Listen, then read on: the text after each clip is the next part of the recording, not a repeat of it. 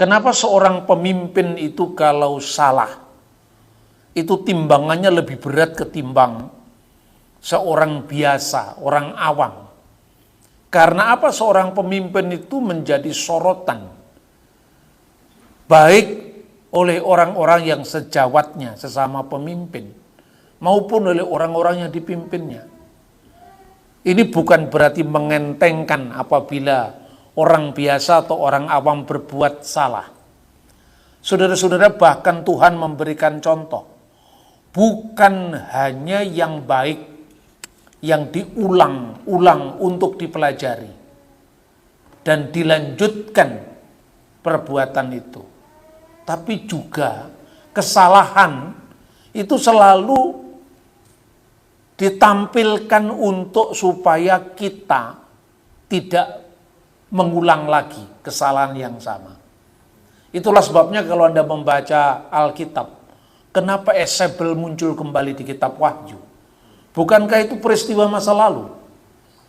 Tetapi itu artinya agar Israel, agar umat Tuhan tidak melakukan kesalahan yang sama. Sebab aku menyertai engkau. Janganlah bimbang, sebab aku ini Allahmu. Aku akan meneguhkan, bahkan akan menolong engkau. Aku akan memegang engkau dengan tangan kananku yang membawa kemenangan. Edukasi rohani. Apa salahnya Musa sehingga Musa tidak dapat masuk ke tanah perjanjian bersama abangnya Harun? Apakah kesalahan peristiwa di padang gurun Sin itu? Kalau itu yang menjadi alasan, mungkin di mata kita betapa tidak adilnya Tuhan itu. Orang bertanya, masa kesalahan memukulkan tongkat di atas batu, dan mujizat juga terjadi, di mana orang-orang Israel yang bersungut-sungut akhirnya juga meminum air itu. Tapi kenapa Musa yang disalahkan? Saudara-saudara, di balik pertanyaan-pertanyaan yang mungkin mengganggu, sesungguhnya Tuhan itu adil. Kenapa seorang pemimpin itu kalau salah, itu timbangannya lebih berat ketimbang seorang biasa, orang awam? Karena apa? Seorang pemimpin itu menjadi sorotan, baik oleh orang-orang yang sejawatnya, sesama pemimpin, maupun oleh orang-orang yang dipimpinnya. Ini bukan berarti mengentengkan apabila orang biasa atau orang awam berbuat salah. Saudara-saudara, bahkan Tuhan memberikan contoh. Bukan hanya yang baik, yang diulang-ulang untuk dipelajari dan dilanjutkan perbuatan itu. Tapi juga kesalahan itu selalu ditampilkan untuk supaya kita tidak mengulang lagi kesalahan yang sama. Itulah sebabnya kalau Anda membaca Alkitab, kenapa Yezebel muncul kembali di kitab Wahyu? Bukankah itu peristiwa masa lalu? Tetapi itu artinya agar Israel, agar umat Tuhan tidak melakukan kesalahan yang sama.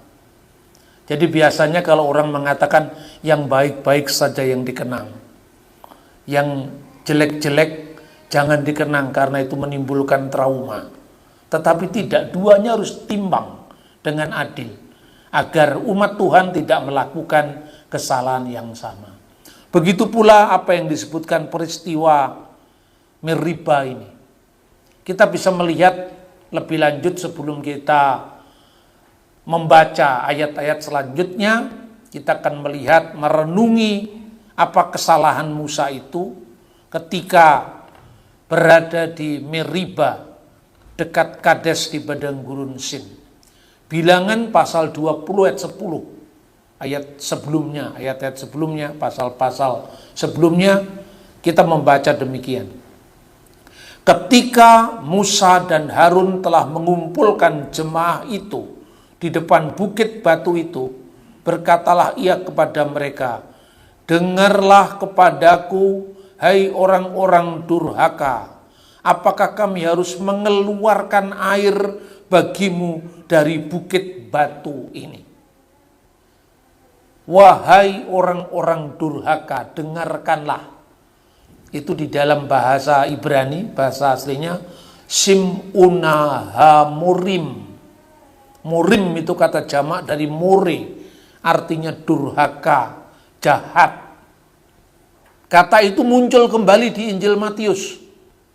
Meskipun Rasul Matius itu menulis dalam bahasa Yunani Koine, tetapi ini bukan translation, tapi hanya transliterasi. Transliterasi itu alih aksara dari kata murim. Kita membaca Injil Matius pasal 5 ayat 21. Tetapi aku berkata kepadamu, setiap orang yang marah terhadap saudaranya harus dihukum. Siapa yang berkata kepada saudaranya kafir harus dihadapkan ke mahkamah agama. Dan siapa yang berkata jahil harus diserahkan ke dalam neraka yang menyala-nyala. Lalu orang bertanya, apa salahnya ngomong jahil harus diserahkan ke neraka yang menyala-nyala? Kata jahil itu durhaka, bukan jahil dalam bahasa Indonesia usil, bukan. Jahil itu durhaka, dan itu bahasa aslinya sama dengan kata morim, more. Kesalahan apa itu, saudara-saudara? Jadi gini, kamu telah mendengar siapa yang membunuh harus dihukum, siapa yang marah kepada saudaranya saja harus dihukum. Tapi aku berkata kepadamu, yang berkata kafir harus diserahkan ke mahkamah agama. Nah, kata kafir dan kata jahil ini bahasa Yunaninya hanya dialih aksarakan dari bahasa Ibrani dan Arab. Itulah uniknya perjanjian baru. Sekalipun perjanjian baru itu ditulis dalam bahasa Yunani Koine karena alasan bahasa internasional waktu itu seperti bahasa Inggris sekarang. Tetapi cara pandang, paradigma, suasana, konteksnya adalah Ibrani. Maka dikatakan, jikalau orang berkata kepada saudaramu raka, raka itu diterjemahkan kafir. Supaya kita bisa paham konteksnya, saudara-saudara. Ada catatan orang Yahudi dalam Mishnah. Mishnah itu semacam adat istiadat nenek moyang yang akhirnya dibukukan. Itulah yang kadang-kadang diserang oleh Yesus dengan sangat tajam. Kamu lebih menurut tradisi nenek moyangmu ketimbang kitab suci. Tetapi dalam banyak hal kita bisa membaca konteksnya dari sana. Ada seorang Yahudi yang bertemu dengan saudaranya orang bukan Yahudi. Lalu orang bukan Yahudi itu maunya mengejek orang Yahudi tadi. Saudaraku, di rumahku ada daging yang sangat lezat yang siap kita hidangkan bersama-sama kita makan. Mungkin Yahudinya lagi lapar. Daging apakah itu? Terus dia sambil bergurau tapi serius. Gazir. Gazir itu bahasa Ibrani kinsir, babi. Marah langsung dia. Dia tahu kalau orang Yahudi tidak boleh makan babi. Lalu dia mengatakan, raka, tidak pantas orang Yahudi seperti saya harus makan semeja dengan kamu, orang bukan Yahudi. Jadi raka itu artinya caci maki teologis. Maka diterjemahkan kafir dalam bahasa Indonesia. Lalu yang mengatakan saudaranya jahil, more bahasa aslinya, harus diserahkan ke neraka yang menyala-nyala. Ternyata dibalik kata jahil yang lebih berat daripada kafir atau raka itu artinya mencuri kemuliaan nama Tuhan. Bagaimana kita bisa melihat itu? Dengarkanlah wahai murim orang-orang durhaka. Apa yang dikatakan? Apakah kami harus mengeluarkan air bagimu dari bukit batu ini? Apakah kami harus mengeluarkan air bagimu dari bukit batu ini? Ini kesalahan Musa yang paling serius. Tuhan memakai dia, ya luar biasa. Tidak ada seorang pun yang sebesar Musa yang akan bangkit di antara orang Israel, kata kitab Ulangan. Tapi Musa, karena sudah terbiasanya dipakai Tuhan dengan tanda-tanda keajaiban, sampai dia lupa bahwa sesungguhnya itu bukan dia yang berbuat. Bukan dia dan abangnya Harun yang berbuat, tapi Tuhan yang memakai dia. Musa mengklaim itu seolah-olah mungkin saking biasanya, saking seringnya dia dipakai Tuhan untuk berbuat mujizat.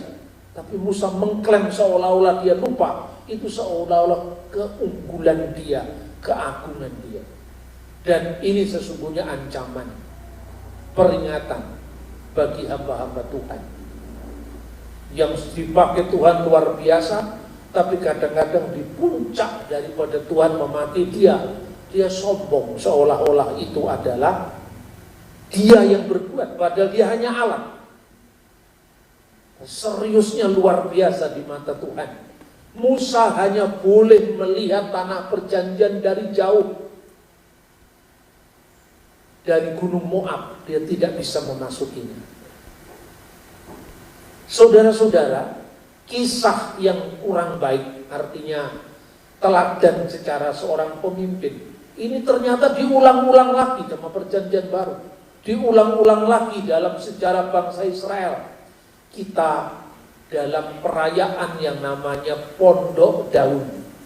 Jadi orang Yahudi itu punya 3 perayaan yang besar, yang pada zaman Daud dilakukan di kota suci Yerusalem. Yang pertama, Pesa. Pesa itu termasuk perayaan besar. Perayaan besar itu dalam bahasa Ibrani disebut Hakim, kata jamaknya. Itu paralel dengan bahasa Arab haji. Hakim.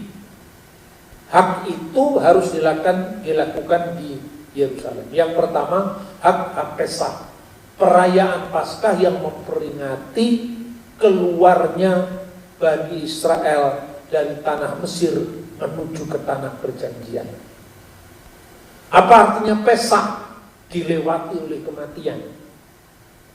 Maka orang Yahudi memperingati itu setiap tanggal 14 malam 15 bulan purnama Nisan. Yang kedua adalah perayaan Pondok Daun, pengembaraan 40 tahun bangsa Israel di padang gurun. Dan yang terakhir adalah Hak Hasafuot, perayaan Pentakosta. Itu sesungguhnya perayaan panen yang kemudian dikaitkan dengan turunnya 10 perintah Tuhan di Sinai. Nah, dalam rangkaian perayaan Pondok Daun itu ada peringatan khusus pada hari terakhir, yaitu Ritus Nisuk Hamayim. Apa artinya Nisuk Hamayim? Pencurahan air. Apa yang diperingati? Peristiwa meribai. Dan kita bisa membaca bagaimana Yesus sendiri juga hadir dalam perayaan pencurahan air itu. Kita bisa membaca dalam Yohanes pasal 7 ayat 37, 38, 39. Dan pada hari terakhir, yaitu pada puncak perayaan itu, Yesus berdiri dan berseru, "Barang siapa haus, baiklah ia datang kepadaku dan minum." Apa konteksnya ini? Tiba-tiba Yesus pada ayat-ayat sebelumnya dikatakan Yesus datang ke perayaan Pondok Daun. Barang siapa haus, hendaklah ia datang kepadaku dan minum. Inilah Nisuk Hamayim. Jadi banyak peristiwa-peristiwa Yesus itu hanya bisa dipahami kalau kita melihat akar Yudaismenya. Tanpa melihat akar Yahudi kita tidak bisa paham. Karena Yesus itu orang Yahudi, murid-muridnya orang Yahudi, maka ada banyak langkah-langkah kita yang ingin memisahkan Yahudi dengan Kristen. Itu kesalahan besar. Karena Yudaisme itu akar kita. Kekristenan itu penggenapan. Yahudi itu adalah nubuatan. Perjanjian lama itu berisi bayangan dari peristiwa yang akan datang, sedangkan wujudnya adalah Kristus. Nah, perayaan pencurahan air itu, imam besar itu mengambil air ditimba dari kolam Siloam, lalu dia naik ke atas, sementara umat itu berebut curahan air itu dari bawah.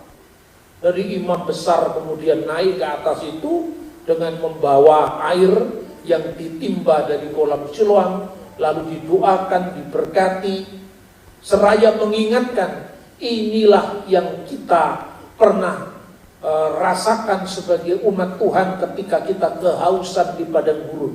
Lalu air itu diciprat-cipratkan, dicurahkan, dan setiap orang berebut curahan air itu. Ketika orang-orang Yahudi berebut curahan air dari bawah yang dituangkan oleh imam besar, Yesus datang di tengah-tengah mereka dan mengatakan, barang siapa haus, hendaklah ia datang kepadaku dan minum. Artinya apa? Bukan simbolnya itu lagi yang kamu pegang, tapi hakikatnya yang disimbolkan di balik simbol yang kelihatan itu. Lalu ayat 38, barang siapa percaya kepadaku, kepada Sang Mesias, seperti yang dikatakan oleh kitab suci, dari dalam hatinya akan mengalir aliran-aliran air hidup. Jadi hakikatnya kita membutuhkan air kehidupan yang tidak pernah haus selama-lamanya ketika meminum itu. Bukan hanya yang disimbolkan untuk memperingati peristiwa meriba, tapi Kristuslah firman Allah yang menjadi manusia, itulah air kehidupan bagi kita. Lalu ayat 39 ini catatan dari penulis Injil. Yang dimaksudkannya ialah roh yang akan diterima oleh mereka yang percaya kepadanya, sebab roh itu belum datang karena Yesus belum dimuliakan. Jadi pondok daun, peristiwa mereka mengembara 40 tahun di padang gurun itu harus digenapi dulu dengan Paskah. Dengan Yesus dimuliakan di atas salib, baru setelah itu puncaknya adalah Roh Kudus dicurahkan pada perayaan Pentakosta. Tiga ini terkait. Pondok daun masih mengembara di padang gurun 40 tahun. Lalu Paskah benar-benar pembebasan. Dan bagi kita umat Kristiani, Kristuslah Paskah kita. Bukan lagi Paskah anak domba, tetapi Kristuslah anak domba Allah yang menghapus dosa dunia. Dengan Kristus dimuliakan, jadi setelah pondok daun, setelah pengembaraan Kristus dimuliakan di atas salib, baru kemudian setelah kebangkitannya Roh Kudus dicurahkan. 50 hari kemudian, artinya apa? Pentakostes. Dan Pentakostes itu 50, itu pembulatan dari 7 kali 7. Safuot 49, jadilah Pentakostes, yaitu Pentakos 50. Semua teks kitab suci itu, saudara-saudara, bukan kita baca asal, tapi benar-benar memiliki makna, yaitu fulfillment, penggenapan di dalam perjanjian baru. Amin. Lalu saudara-saudara, orang-orang Yahudi itu kan terbagi dalam banyak sektor. Pada zaman Yesus paling tidak ada 3. Satunya tidak muncul di perjanjian baru, karena sejak tahun 152 sebelum Masehi mereka memisahkan diri dari lembaga bait suci di Yerusalem. Lalu mereka membawa pengikut-pengikutnya itu ke Qumran. Itulah yang disebut sekte Esseni. Esseni itu mereka mengaku di OC Torah. Kami ini pelaku-pelaku Taurat. Orang Saduki itu sibuk korupsi katanya. Orang Farisi itu sibuk memberontak, mengumpulkan massa rakyat, dan menunjukkan besarnya kepada publik. Dan ini semua berhadapan, dua sekte ini dengan Yesus. Kepada orang Saduki, Yesus menekankan bahwa Allah Abraham, Allah Ishak, Allah Yakub bukan Allah yang mati, tapi Allah yang hidup. Itu artinya dia menempelak orang Saduki yang karena kemapanannya dalam hidup, dia tidak percaya kebangkitan orang mati. Tetapi kepada orang Farisi, Yesus juga mengatakan, berdoa yang benar itu bukan menampilkan di jalan-jalan supaya dilihat orang. Karena apa yang mau dilakukan oleh orang Farisi? Lihat, itu ada orang Farisi dengan jubahnya yang khas, dengan tali sembahnya yang panjang. Dia mau menunjukkan hegemoni mayoritas mereka di tengah-tengah orang Yahudi. Itulah orang Farisi. Nah, sekarang ini sedang terjadi Farisi baru. Farisi baru itu bukan Kristen, juga bukan Yahudi, karena Yahudinya sudah mulai bertobat sekarang. Farisi baru itu sekarang yang suka sembahyang di tengah jalan itu. Karena apa? Sama pesannya, mau menunjukkan hegemoni mayoritas mereka. Ini lihat, Barat sudah saya kuasai. Sebetulnya kan bisa sembahyang di rumah, bisa sembahyang di masjid, bisa sembahyang di gereja. Kenapa harus sembahyang menutup jalan? Karena itu ada pesan politiknya, yaitu ingin menunjukkan hegemoni mayoritas mereka atas dunia Barat. Jadi ketika sekarang kita membaca kitab suci, hanya jangan dibatasi Farisi yang ada di Alkitab. Ada Farisi-Farisi baru yang lebih jahat, itu yang tidak dilihat oleh mata rohani kita, bahwa dunia sekarang sedang berubah untuk memusuhi Yesus. Kapan itu terjadi? Ketika bangsa-bangsa yang selama ini menyebut diri mereka Kristen meninggalkan Alkitab, meninggalkan prinsip-prinsip iman Kristen. Tunggu, itulah saat kebangkrutan iman kita. Kita lanjutkan pada teks-teks berikutnya. Jadi ketika orang Farisi itu menunjukkan hegemoni mayoritas mereka, makanya mereka menguasai massa rakyat, termasuk kaum Selot. Kaum Selot itu disebut Amha-Aret, artinya massa rakyat yang banyak. Itu senjatanya orang Farisi. Kira-kira orang Farisi mengatakan, kami tidak hanya punya pedang yang dipegang oleh orang Selot, tapi kami punya massa rakyat yang siap membanjiri pemilihan umum, dan massa rakyat kami pasti menang. Itu yang mereka lakukan. Sejarah sedang berulang, saudara-saudara. Maka saudara-saudara tidak kebetulan kalau Tuhan tempatkan di masyarakat Barat. Karena saat ini kita harus menyatakan garam kita di tengah-tengah dunia yang sedang tawar. Kita harus menyatakan terang kita di tengah-tengah kegelapan. Karena tidak bisa membedakan lagi mana yang injili, mana yang tidak injili. Dunia sudah mengalami sekularisasi. Seolah-olah dengan kesamaan hak, dengan kesamarataan, yang itu buah dari kekristenan sendiri, itu sekarang sedang senjata makan tuan dihadapkan pada kekristenan itu sendiri. Dulu orang Saduki lupa karena dia the ruling class, dia kelas yang berkuasa. Makanya dia dalam tafsir kitab sucinya lebih mapan. Dia tidak butuh lagi dengan kebangkitan. Ngapain? Kita sekarang sudah hidup enak, sudah hidup nyaman. Tapi orang Farisi yang sibuk, kapan Mesias datang? Mesias datang harus membawa senjata. Mesias datang harus mengalahkan Roma. Mesias datang harus mengungguli kedikdayaan bangsa Roma yang menjajah kita. Itulah sebabnya mereka mengeluh-elukan Yesus, Hosana hai putra Daud, karena dibayangkan putra Daud akan membebaskan mereka. Tapi tak lama setelah itu salibkan dia, karena bukan Mesias yang kalah ini yang kita mau tunggu-tunggu, tapi Mesias yang menang, Mesias politik. Itu orang Farisi. Yesus tidak mau memuaskan mereka, karena jalan Kristus adalah jalannya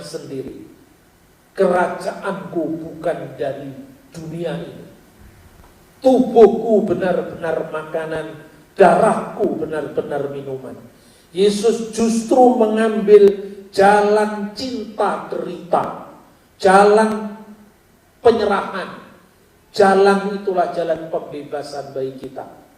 Bukan jalan kekerasan, bukan jalan politik, tapi jalan rohani, jalan spiritual. Makanya dulu kalau orang Saduki sedang bertugas, misalnya imam itu kan bisa Parisi, imam besar ya, bisa Saduki, tapi rata-rata orang Saduki yang jadi imam besar karena mereka punya duit untuk nyokok money politik. Parisi selalu kalah. Orang Saduki itu punya tafsir simple, yang tidak tercatat ya sudah, tidak ada katanya. Termasuk kebangkitan orang mati kan nggak tercatat eksplisit kan, hanya dikumpulkan kepada para leluhurnya, itu artinya harapan bangkit dalam keabadian. Bagi orang Parisi sudah dikuburkan, selesai. Ya, tidak ada kebangkitan orang mati. Itu orang Saduki. Kalau orang Parisi, itu artinya kita punya harapan akan kebangkitan. Ishak meninggal dikumpulkan kepada Abraham. Yakub meninggal dikumpulkan kepada leluhurnya. Itu artinya kebangkitan. Ini tafsiran orang-orang Parisi Saduki. Mati ya mati, sudah. Maka Yesus mengatakan Allah Abraham, Ishak dan Yakub, bukan Allah orang mati, tapi Allah orang hidup. Ada kesinambungan pemberitaan. Inilah Tuhan yang diberitakan oleh Yakub, yang menerima vision dari Tuhan, yaitu apa? Ketika dia berhadapan dengan malaikat Tuhan menjelang fajar, berteofani dalam bentuk seorang laki-laki yang bergulat dengan dia. Tapi betapa gigihnya Yakub, maka namanya diganti Yisrael, pejuang Elohim, pejuang Allah. Allah yang sama yang dialami oleh Yakub adalah Allah yang sama yang dialami oleh Ishak.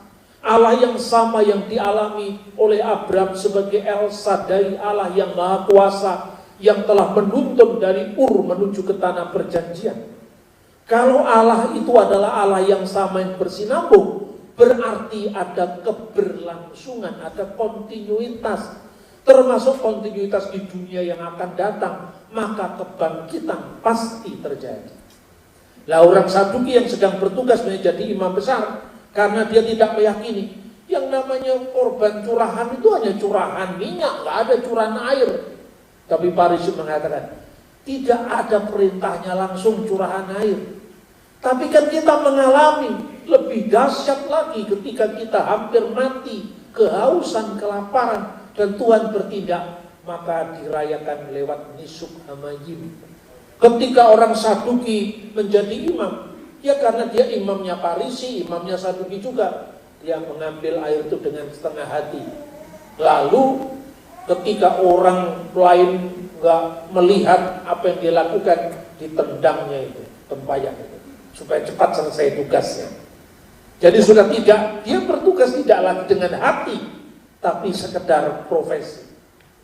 Nah saudara-saudara, itulah sebabnya ketika Herodes Agung membangun bait suci, memperluas bait suci, dia letakkan yang namanya istana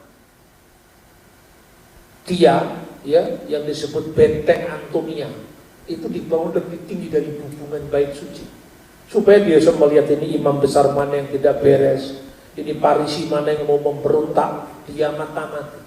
Jadi bait suci yang kedua yang dibangun setelah pulang dari pembuangan Babel, lalu yang diperluas di zaman Herodes, itu bukan bait suci pada zaman Salomo. Di situ tidak ada lagi tabut perjanjian, di situ tidak ada lagi imam besar yang membawa dalam baju jirahnya itu Urim dan Tumim, tidak ada lagi. Nah, kita akan lanjutkan ayat-ayat berikutnya di dalam firman Tuhan, yaitu Bilangan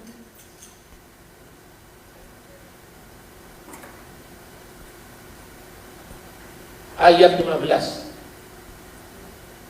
Lalu berkatalah Musa kepada Tuhan, ayat 16, biarlah Tuhan Allah dari roh segala makhluk mengangkat atas umat ini seorang yang mengepalai mereka, ayat 17, waktu keluar dan masuk, dan membawa mereka keluar dan masuk, supaya umat Tuhan jangan hendaknya seperti domba-domba yang tidak memiliki gembala. Ayat 16, biarlah Tuhan Allah dari roh segala makhluk. Kenapa ini ditekankan? Adonai Elohe Haruhot Kekal Basar. Artinya, Tuhan mau tunjukkan bahwa hidup ini tidak berhenti ketika daging ini basah, ini mati. Tapi ada kesinambungan. Ada kesinambungan, makanya di balik kenisbian waktu manusia, relatifnya hidup manusia sebentar lagi Musa akan mati. Harus ada kesinambungan. Bukan seperti tubuhmu yang mati basar dalam bahasa asli, tetapi roh atas segala tubuh. Artinya ada kesinambungan ke depan. Maka tunjuklah penggantimu. Di sini ada kesinambungan. Jadi gereja ini tidak berhenti pada saat nanti generasi saya, generasi Pak Hari, generasi Pak David lewat, tapi harus bersambung lagi dengan visi yang baru untuk menghadapi era yang baru, yang pasti jauh lebih kompleks dari kita sekarang. Kenapa? Tuhan memberikan visi yang luar biasa. Untuk apa? Musa digantikan. Musa sudah mulai renta. Sebentar lagi dia akan dipanggil. Dia tidak boleh masuk ke tanah perjanjian untuk memberikan legacy bagi generasi sebetulnya. Bagi generasi sebelumnya, bahwa pemimpin itu harus minim kesalahan. Karena harus minim kesalahan, dia harus bergantung pada Tuhan. Karena Tuhanlah yang memampukan kita berbuat baik, bukan karena kemampuan kita. Amin. Lalu ditunjukkan, kamu harus ganti. Siapa yang mengganti kamu? Tugasnya apa? Membawa mereka keluar masuk, supaya umat Tuhan jangan hendaknya seperti domba yang tidak punya gembala, yang kocar kacir, domba-domba yang hilang. Amsal 28 ayat 19 ayat 18. Bila tidak ada wahyu, menjadi liarlah rakyat. Berbahagialah orang yang berpegang pada hukum. Maksudnya hukum Tuhan. Bila tidak ada wahyu, ini hazon.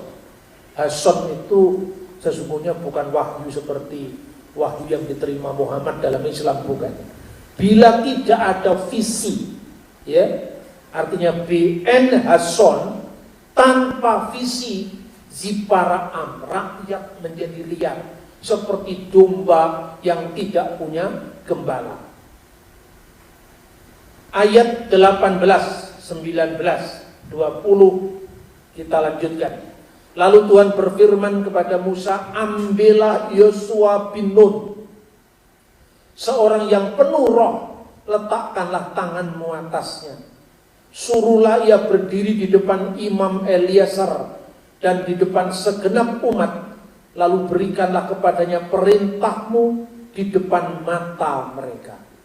Tuhan menunjuk Yosua bin Nun yang penuh dengan roh, penuh dengan urapan, penuh dengan spirit.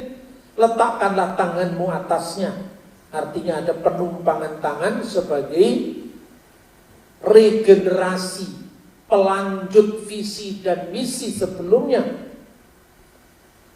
Lalu suruhlah ia berdiri di depan Eliezer imam. Berarti ada pentah pisang.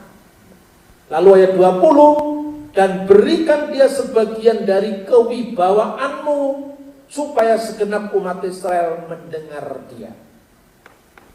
Transferlah kewibawaanmu sebagian. Karena apa? Kita bisa membaca teks bandingannya dalam kitab Ulangan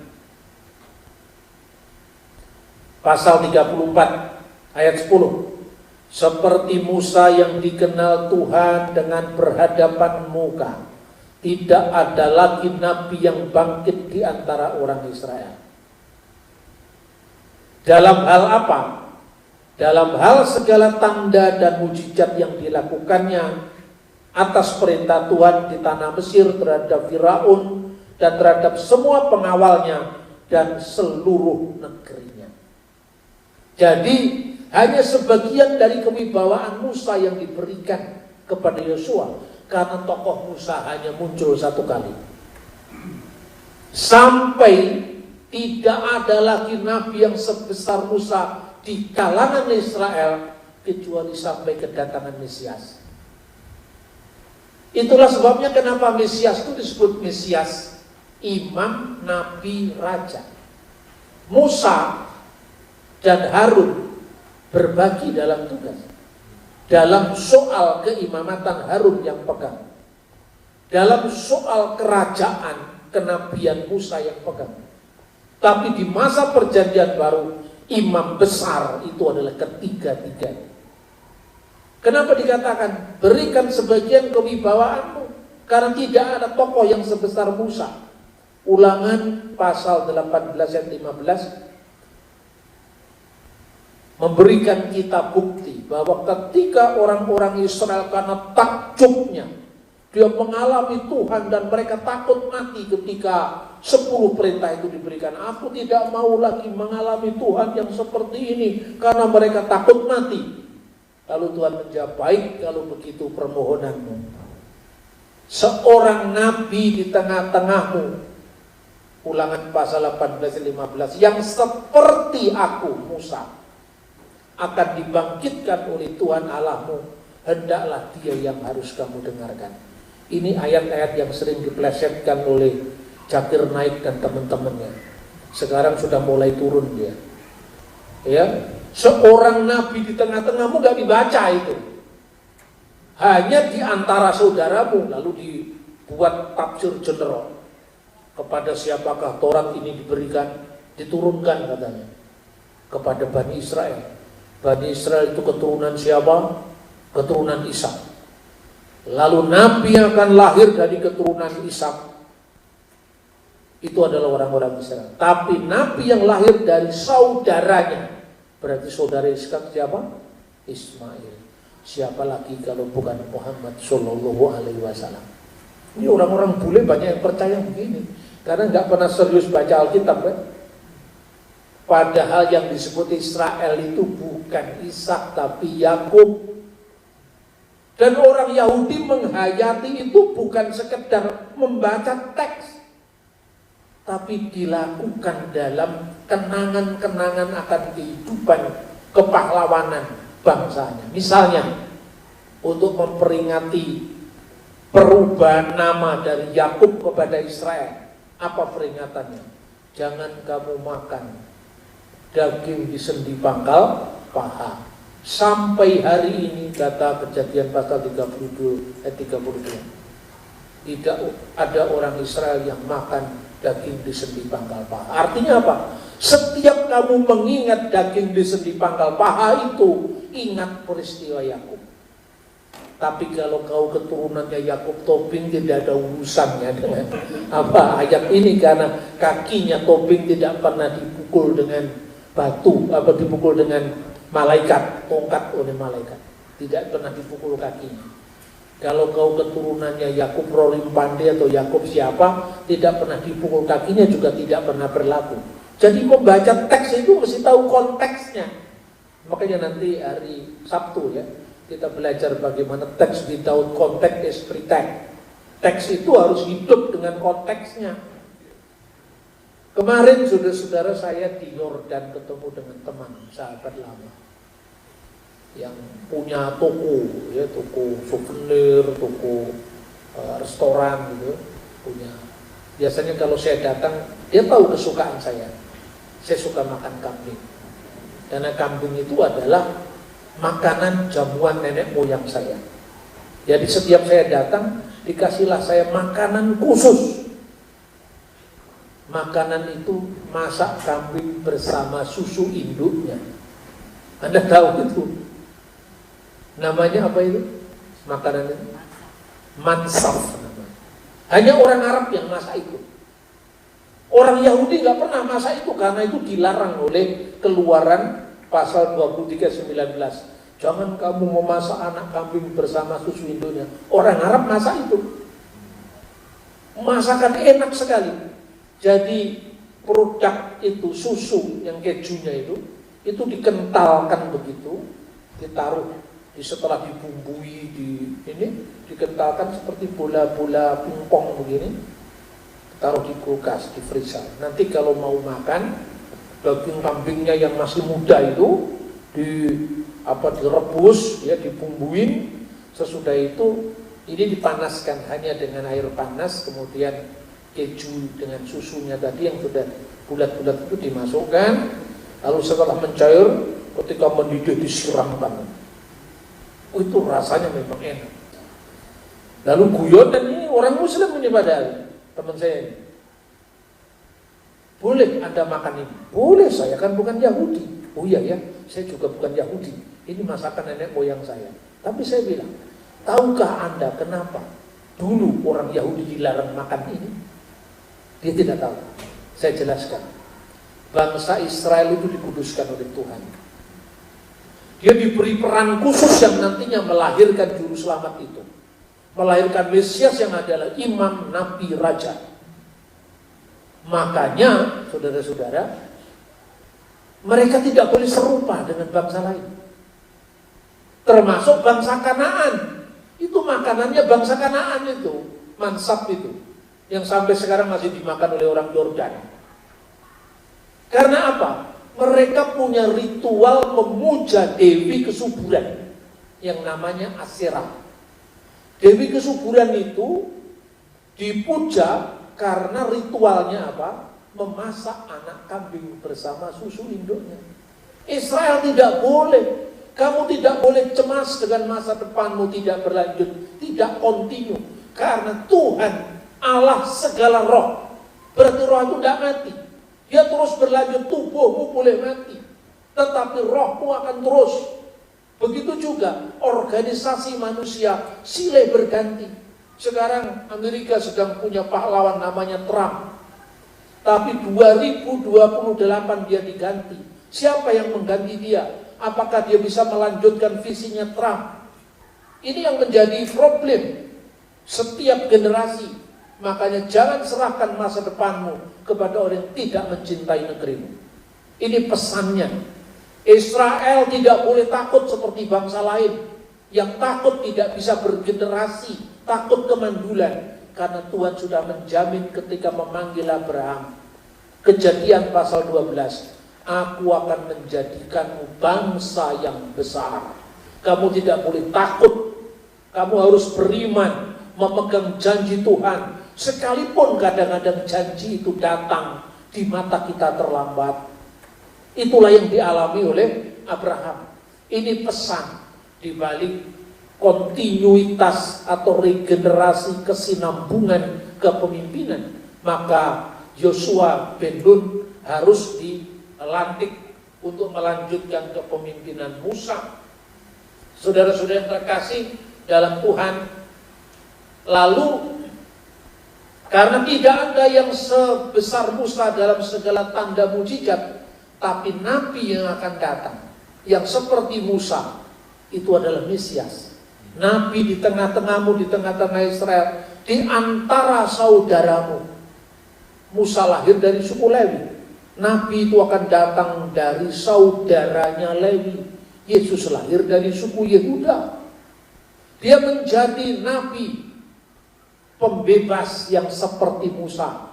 Kalau Musa membebaskan Israel dari penindasan di tanah Mesir, maka nabi yang akan datang, Mesias sang nabi ini, akan membebaskan seluruh umat yang percaya kepadanya, tidak binasa, melainkan memperoleh hidup yang kekal. Itulah makanya Paskah Keluaran dilanjutkan dengan Paskah Kristus.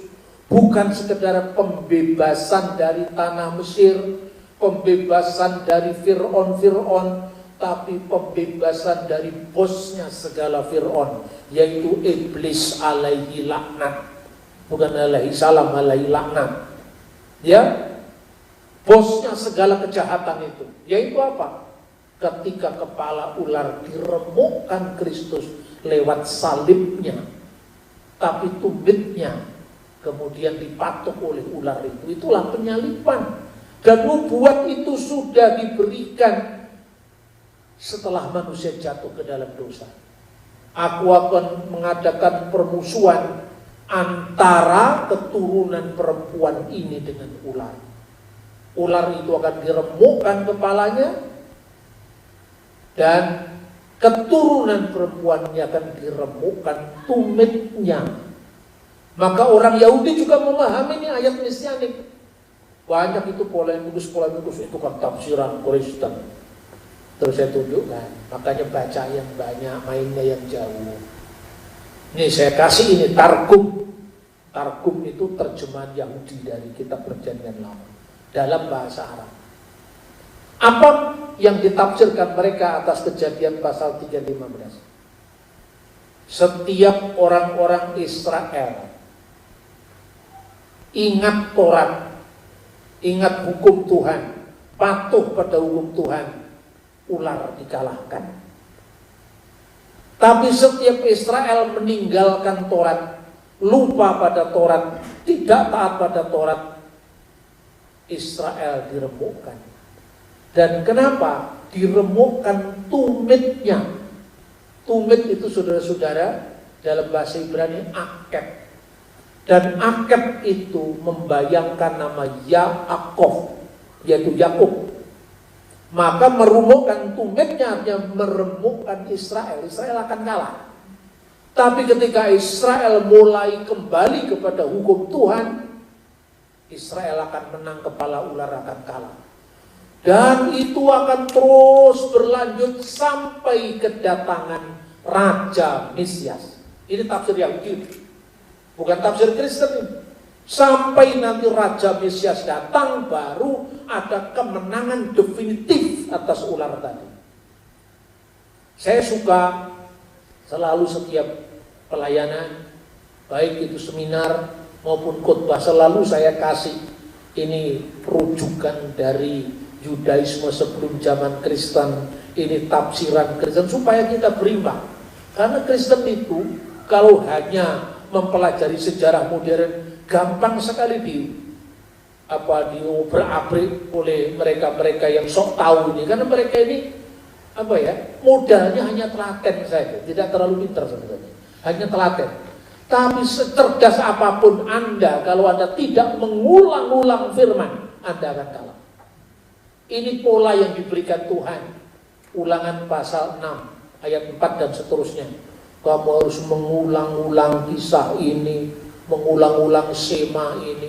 Ketika engkau terjaga dari tidur, ketika engkau mau tidur, ketika engkau dalam perjalanan. Ini Tuhan yang memberikan langsung. Bahwa firman itu dijadikan lifestyle kita. Bukan sekedar dibaca tahunan, bukan hanya dibaca secara ritual, tapi benar-benar menghidupi spiritualitas kita. Lalu saudara-saudara, sampai datangnya Mesias. Bilangan 27 sekarang ayat-ayat yang terakhir 21 sampai dengan 23. Ia harus berdiri di depan Imam Eliezer supaya Eliezer menanyakan keputusan Urim bagi dia di hadapan Tuhan. Atas titahnya mereka akan keluar dan atas titahnya mereka akan masuk. Ia beserta semua orang Israel, segenap umat itu. Maka Musa melakukan seperti yang diperintahkan Tuhan kepadanya. Ia memanggil Yosua dan menyuruh dia berdiri di depan Imam Eliezer, dan ia dengan segenap umat itu. Lalu ia meletakkan tangannya atas Yosua dan memberikan kepadanya perintahnya seperti yang difirmankan Tuhan dengan perantaraan Musa. Nah saudara-saudara, apa yang disebut Urim itu ya?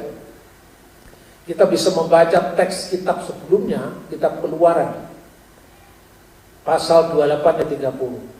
Dan di dalam tutup dada pernyataan keputusan itu haruslah kau taruh Urim dan Tumim.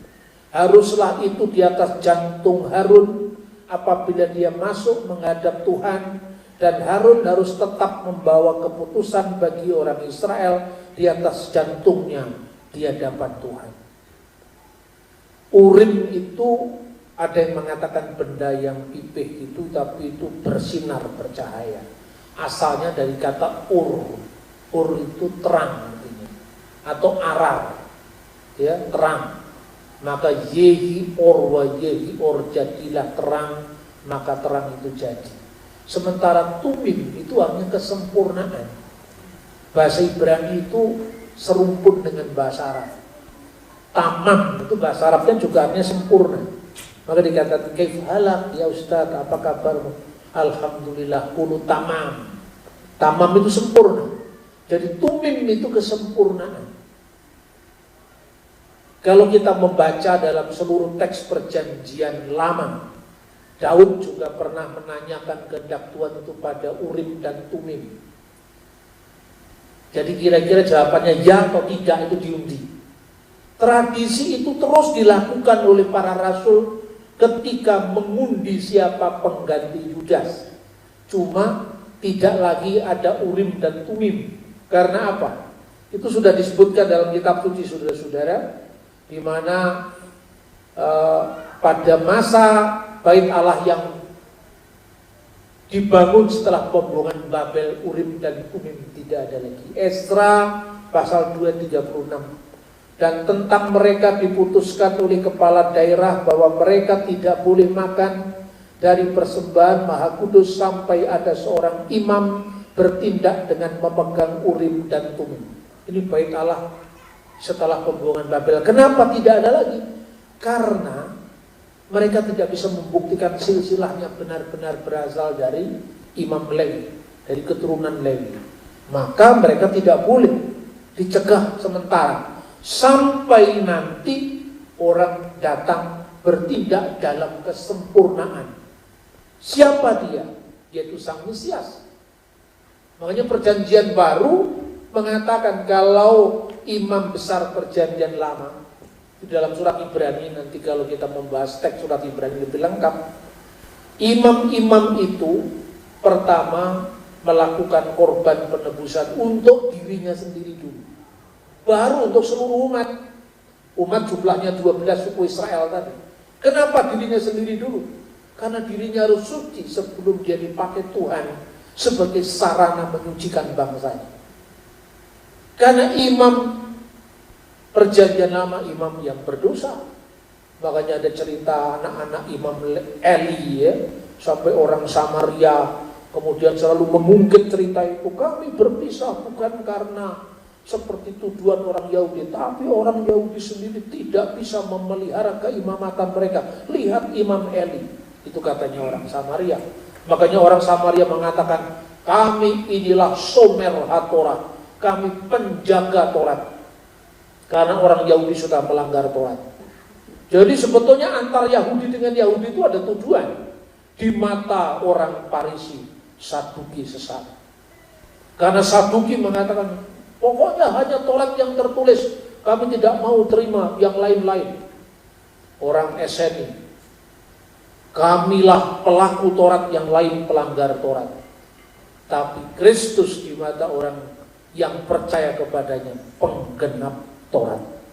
Dia fulfillment dari the law of the Lord, yaitu firman Allah atau hukum Allah itu sendiri. Karena Kristus tidak berdosa, maka dia tidak membutuhkan Urim dan Tumim lagi. Amin. Karena dialah terang itu sendiri, dialah kesempurnaan itu sendiri. Dia adalah imam besar perjanjian baru yang kekal. Dia tidak berdosa, sehingga karena dia tidak berdosa, kesuciannya itu menyucikan orang lain.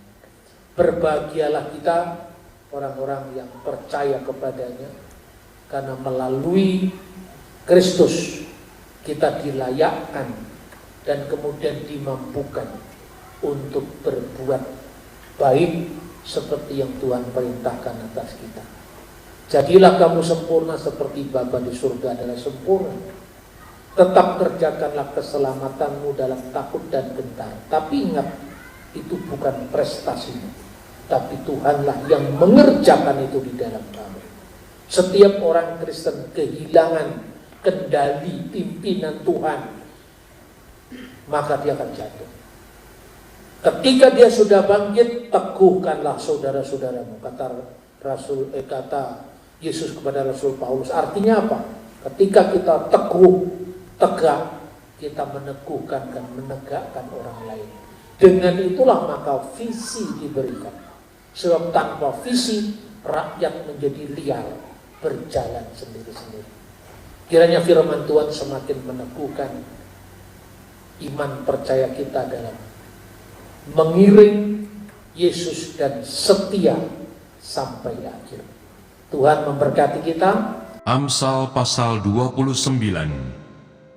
Siapa bersih tegang leher, walaupun telah mendapat teguran, akan sekonyong-konyong diremukkan tanpa dapat dipulihkan lagi. Jika orang benar bertambah, bersukacitalah rakyat. Tetapi jika orang fasik memerintah, berkeluh kesahlah rakyat. Orang yang mencintai hikmat menggembirakan ayahnya, tetapi siapa yang bergaul dengan pelacur memboroskan harta.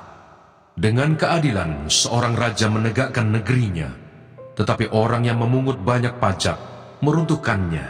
Orang yang menjilat sesamanya membentangkan jerat di depan kakinya. Orang yang jahat terjerat oleh pelanggarannya, tetapi orang benar akan bersorak dan bersukacita. Orang benar mengetahui hak orang lemah, tetapi orang fasik tidak mengertinya.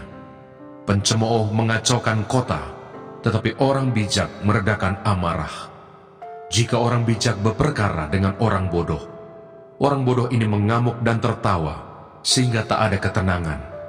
Orang yang haus akan darah membenci orang saleh, tetapi orang yang jujur mencari keselamatannya. Orang bebal melampiaskan seluruh amarahnya, tetapi orang bijak akhirnya meredakannya. Kalau pemerintah memperhatikan kebohongan, semua pegawainya menjadi fasik. Si miskin dan si penindas bertemu, dan Tuhan membuat mata kedua orang itu bersinar. Raja yang menghakimi orang lemah dengan adil, tahtanya tetap kokoh untuk selama-lamanya. Tongkat dan teguran mendatangkan hikmat, tetapi anak yang dibiarkan mempermalukan ibunya.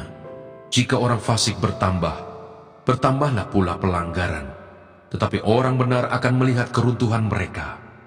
Didiklah anakmu, maka ia akan memberikan ketentraman kepadamu dan mendatangkan sukacita kepadamu.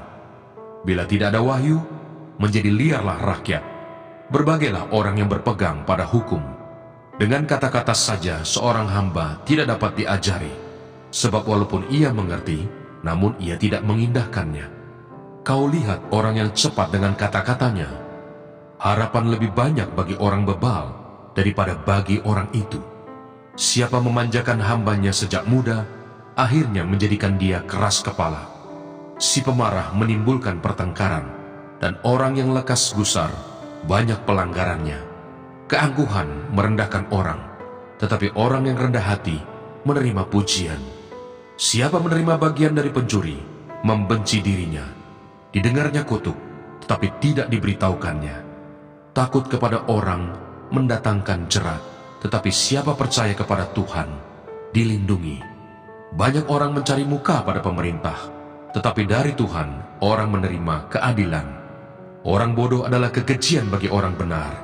Orang yang jujur jalannya adalah kekejian bagi orang fasik. Amsal pasal 30. Perkataan-perkataan Agur bin Yake. Perkataan Agur bin Yake dari Masa. Tutur kata orang itu, aku berlelah-lelah ya Allah, aku berlelah-lelah sampai habis tenagaku, sebab aku ini lebih bodoh daripada orang lain. Pengertian manusia tidak ada padaku, juga tidak kupelajari hikmat, sehingga tidak dapat kukenal yang Maha Kudus. Siapakah yang naik ke surga lalu turun? Siapakah yang telah mengumpulkan angin dalam genggamnya? Siapakah yang telah membungkus air dengan kain? Siapakah yang telah menetapkan segala ujung bumi? Siapa namanya dan siapa nama anaknya? Engkau tentu tahu. Semua firman Allah adalah murni. Ia adalah perisai bagi orang-orang yang berlindung padanya. Jangan menambahi firman-Nya, supaya engkau tidak ditegurnya dan dianggap pendusta. Dua hal aku mohon kepadamu. jangan itu kau tolak sebelum aku mati, yakni, jauhkanlah daripadaku kecurangan dan kebohongan. Jangan berikan kepadaku kemiskinan atau kekayaan. Biarkanlah aku menikmati makanan yang menjadi bagianku, supaya kalau aku kenyang, aku tidak menyangkalmu dan berkata, siapa Tuhan itu?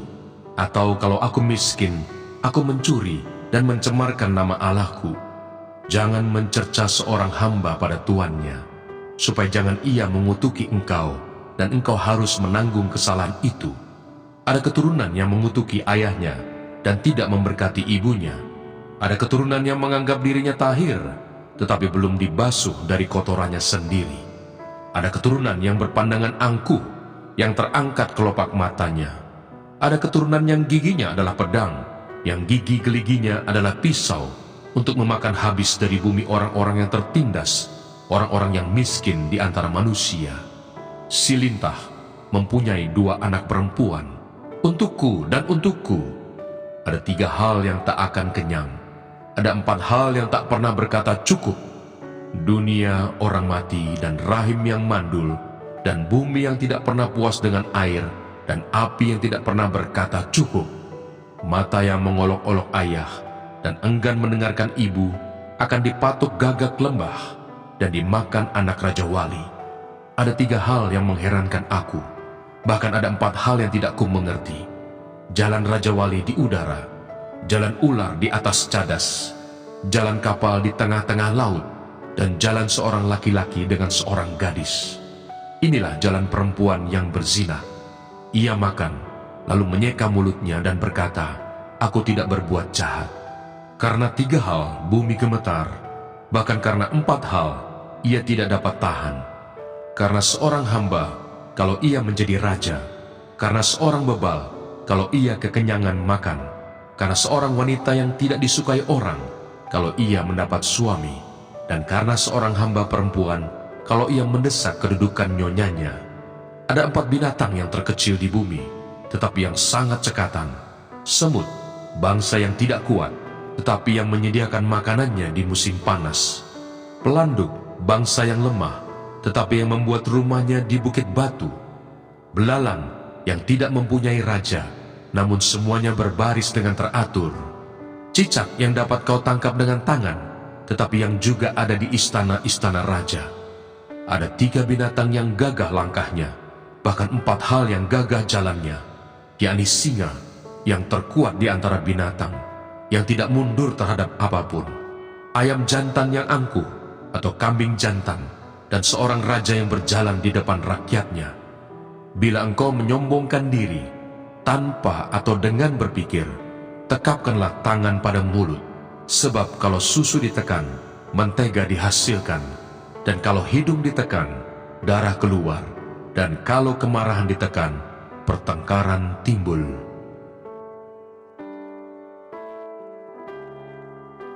Amsal pasal 31. Amsal-amsal untuk Lemuel dari ibunya. Inilah perkataan Lemuel, Raja Masa, yang diajarkan ibunya kepadanya. Sebab aku menyertai engkau. Janganlah bimbang, sebab aku ini Allahmu. Aku akan meneguhkan, bahkan akan menolong engkau. Aku akan memegang engkau dengan tangan kananku yang membawa kemenangan. Edukasi rohani.